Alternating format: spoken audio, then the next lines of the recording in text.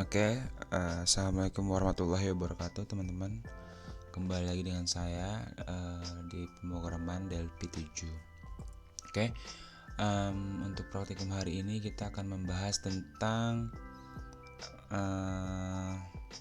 database. Nah, ini lumayan susah gampang ya, jadi harus diperhatikan dengan benar caranya, pelan-pelan setiap langkahnya. Oke, langsung kita mulai ya. Pertama kita buka Delphi-nya dulu. Nah, ini saya udah punya satu program biodata pegawai.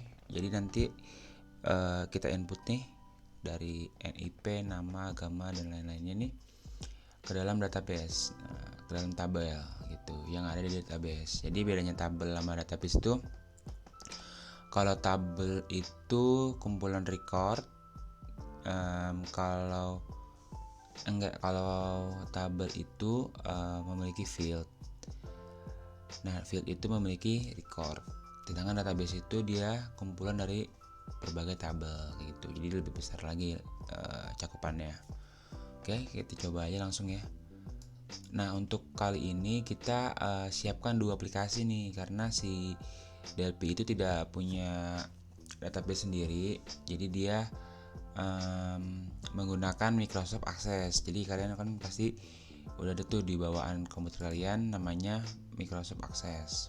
Oke, sebelum ke Access, kalian nih dibuat ini dulu nih tampilannya nih. Ini ada edit, ini combo box nih, agama combo box, jabatan edit, ini radio button, dua radio buttonnya, terus nih combo box lagi, memo, sama tanggal lahir.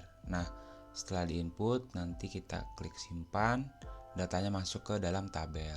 Oke, untuk selanjutnya kita coba isiin ke aksesnya. Ini setelah didesain kelar, kalian langsung ke Microsoft Access ya. Oke, caranya gimana nih? Kayak itu dari awal ya, dengan database. Oh ya, usahakan file nanti nih, file yang ada di akses itu sama dengan project CDLP-nya itu berada gitu, foldernya harus satu gitu biar gampang. Oke, ini saya coba ya. Sebenarnya saya udah buat nih, tapi nih jadi untuk mempersingkat waktu. Tapi kayak saya jelasin ya cara buatnya dari awal. Kalian ke akses nih, saya akses 2019. Mungkin kalau kalian ada versi sebelumnya itu sedikit saja yang berbeda untuk dari tampilan aja. Oke, di sini kita pilih yang blank, cari blank database. Bentar. Pilih yang blank database nih.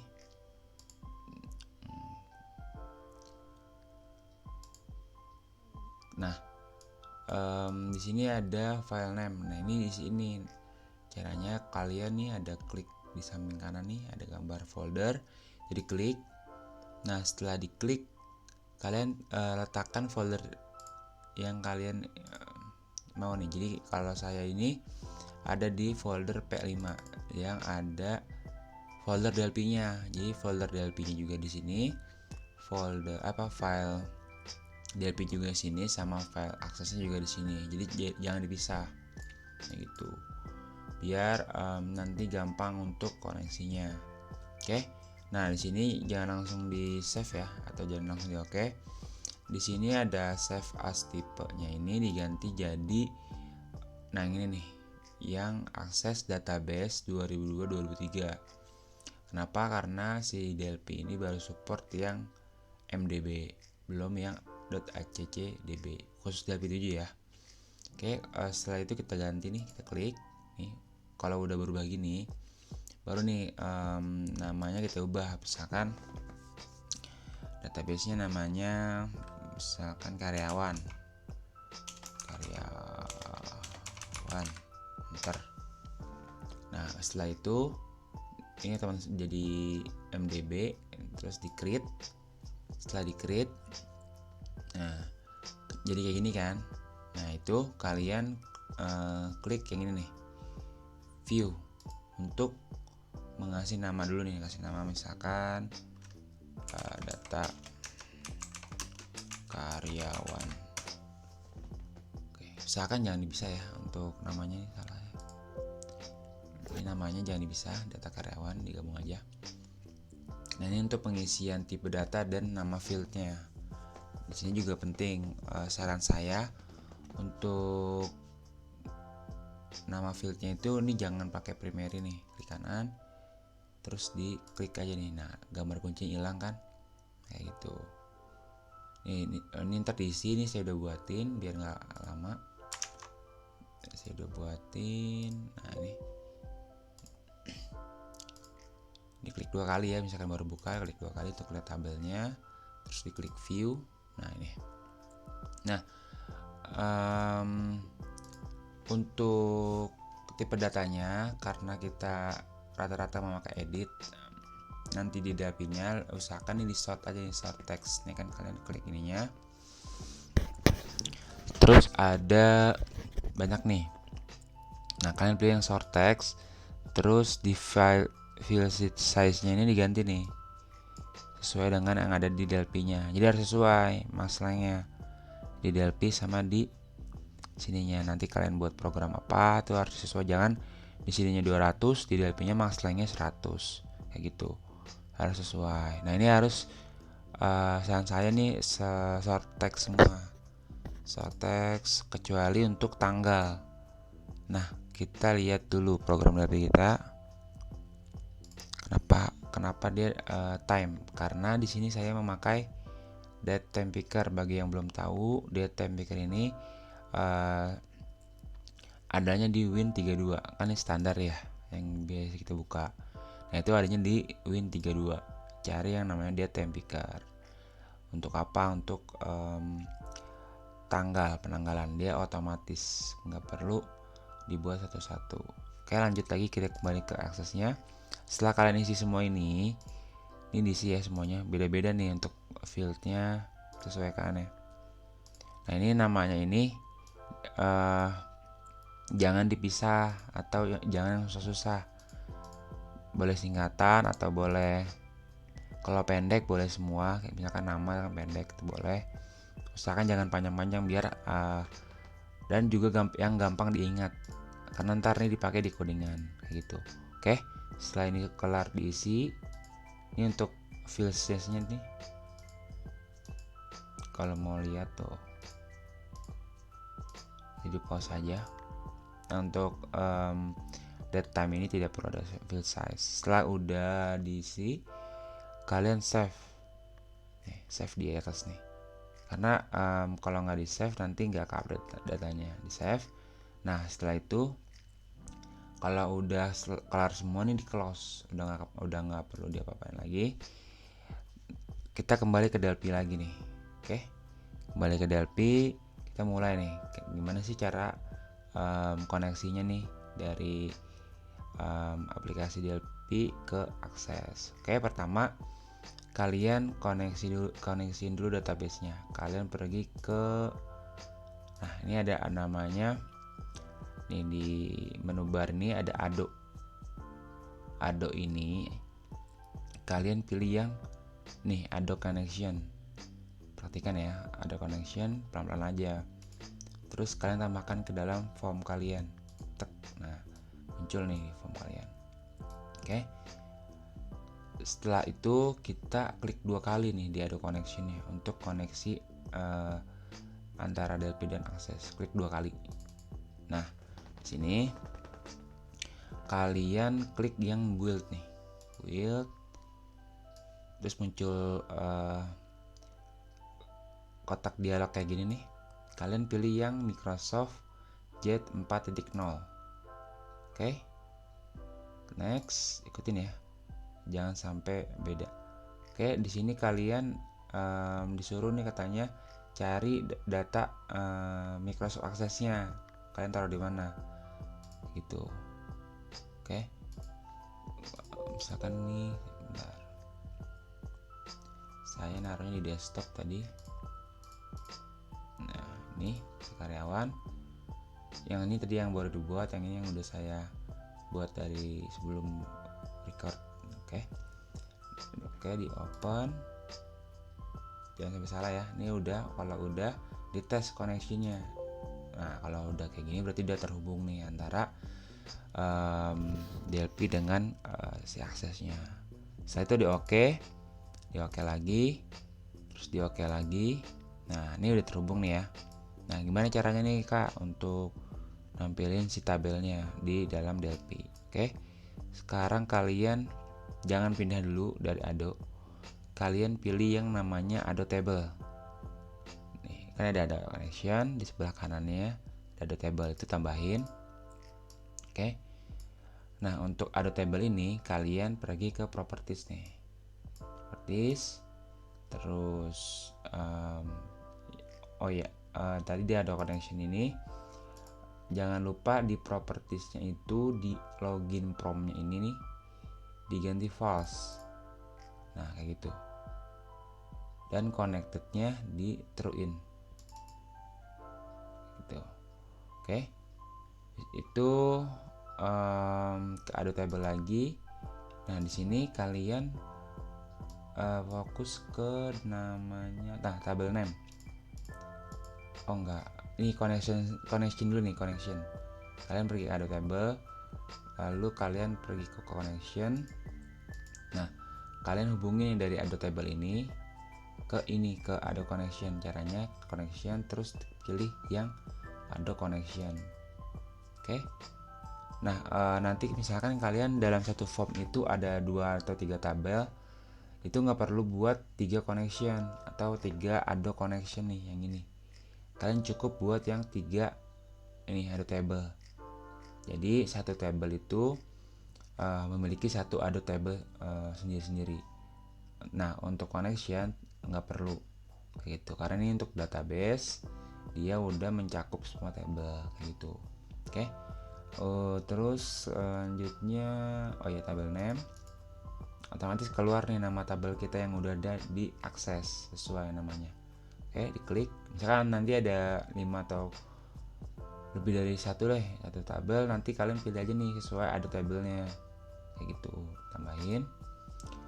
Oke, kalau udah lanjut ke, nah sampai sini udah ya cukup. Situ lanjut ke data access.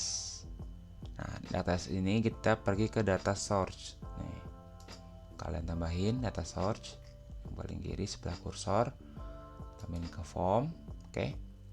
Nah, data source ini dia fungsinya untuk ibaratnya dia mengkonvert lah dari data tabel yang ada di sini dijadikan ke dalam grid. Nah, ini gridnya belum ada ya, nanti saya buatin. Ini data source-nya dikit ya. Di sini di properties lagi, data source, klik terus ke properties, terus ke dataset nih. Jadi dia data dari tabel berapa yang mau dimasukkan ke dalam DLP-nya atau ke dalam grid-nya. Kalian pilih ada tabel 1. Oke. Kalau udah cukup itu aja. Kalau udah, kalian sekarang buat data grid-nya. Adanya di sini di data control. Ada namanya DB grid. Oke. Kita tambahin ya. Klik. Oke. Caranya gampang, tinggal diklik terus tinggal diklik form-nya. Nah, saya udah buatin tempatnya. Oke.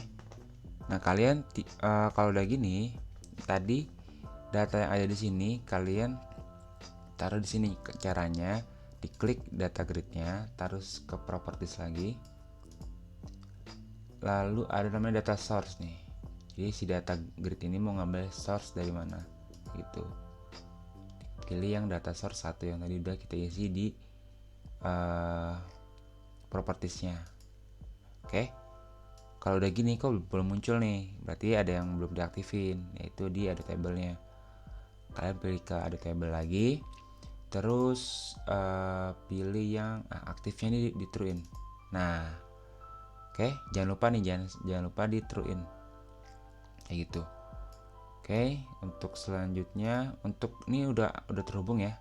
antara tabel yang diakses sama form di DLP-nya nih. Ini udah terhubung nih, ini udah berhasil. Oke, kita coba jalanin dulu ya. Save all, jalanin. Oke, sip, muncul, berhasil ya. Nah, nanti kalau kita input,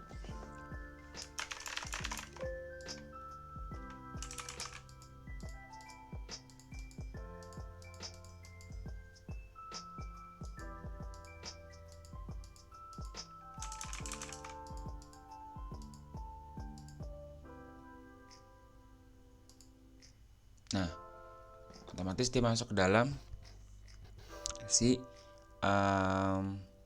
tabelnya nih yang kita input. Nah, untuk tadi jabatan sama gaji pokok itu nggak usah ya, nggak perlu. Jadi kalian karena biar cepat kalian ngerjainnya, itu kalian nanti dicoba itu yang ini aja nih, NIP, nama, agama, jenis kelamin, status, sama alamat dan tanggal lahir. Untuk jabatan dan gaji pokok nggak perlu. Oke, kalian fokus ke sini, NIP, nama, agama, jenis kelamin, status, alamat dan tanggal lahir.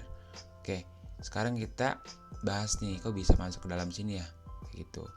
Ini udah berhasil ya. Oke, kita close aja ya. Kita sekarang bahas di codingan simpan. Jadi semua yang ada di sini nih dimasukkan ke dalam sini codingannya. Oke, simpan, klik. Nah, untuk strukturnya itu saya codingnya di ini ya, di button simpan ini semuanya disimpan di button simpan. Nah, pertama itu ada table 1. Nah, ini tergantung kalian mau masukin ke dalam tabel mana. Karena ini kita memakai ada table 1, maka di sini kita tulisnya ada table 1. Oke, paham ya?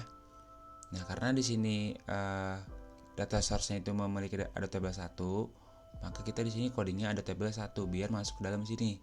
Kayak gitu. Kalau misalkan nanti kalian buat lagi ada 2 table, jangan ada table 1. Sesuaikan dengan ada table yang kalian tambahkan, kayak gitu. Diperhatikan lagi ya. Oke. Untuk penambahan itu sintaknya paling atas setelah begin yang ini nih, ini penting untuk penambahan. Oke.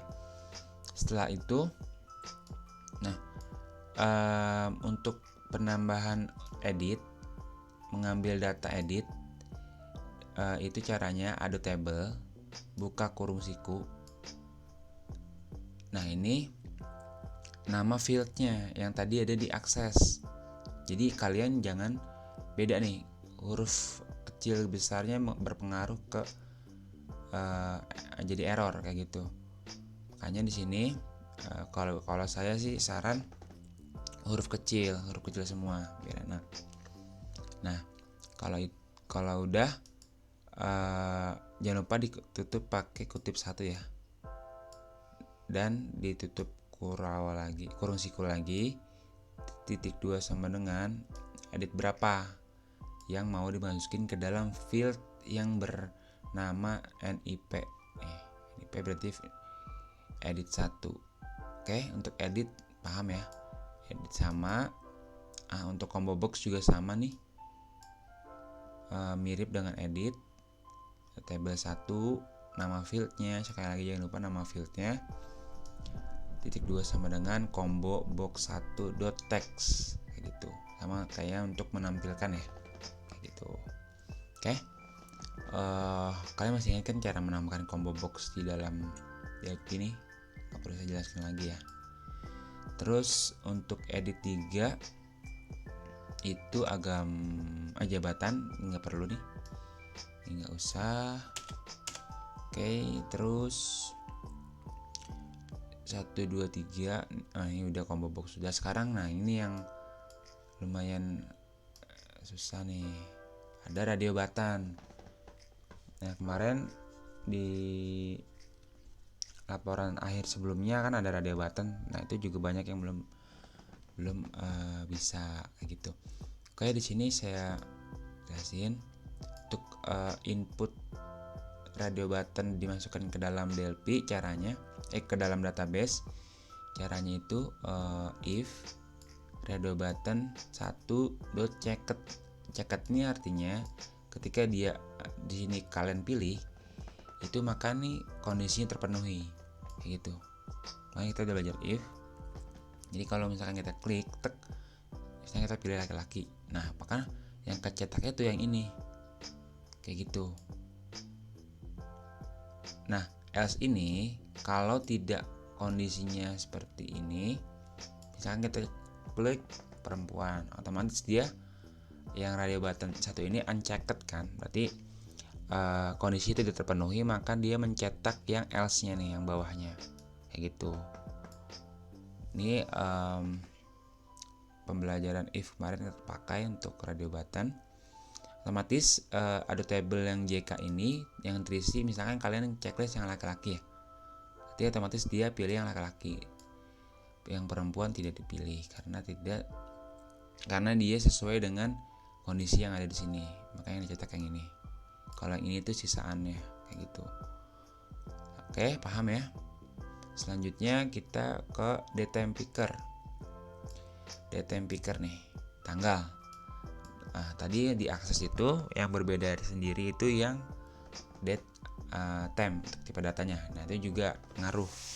Jadi kalian jangan sort teksnya di akses itu, tadi jangan sort text, kalian pilih yang date atau time, karena di sini kalian isinya nih ada table 1 nama field yang tadi akses titik 2 sama dengan data time picker date gitu. Kalau kalian pilih yang sort text di aksesnya itu bakal error karena dia si sort text itu nggak bisa baca si date ini. Oke, paham ya? Untuk selanjutnya sama nih combo box. Untuk status nih, status itu ada sudah menikah dan belum menikah. Oke, selanjutnya ada memo untuk alamat. Nah, untuk memo ini tadi field size-nya itu dibanyakin karena kan alamat ya, minimal 50 lah, 50 karakter. Oke, untuk terakhirnya kalian jangan lupa tutup nih Adobe table 1.post kayak gitu untuk menampilkan ke dalam DB grid-nya. Oke, gampang ya untuk penambahan database nih. Jadi yang paling harus diingat tuh yang ini nih, 2 ini untuk awalan, ini untuk akhiran.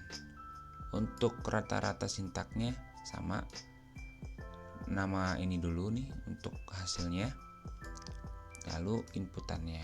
Oke, untuk materi hari ini selesai. Kalian coba nih, jalanin lagi ya. Kalian coba di PC dan laptop masing-masing. Saya akan sangat menghargai kalian yang berusaha mencoba gitu, walaupun kak saya bingung kak, tapi kalian ada niatan untuk mencoba, itu saya apresiasi.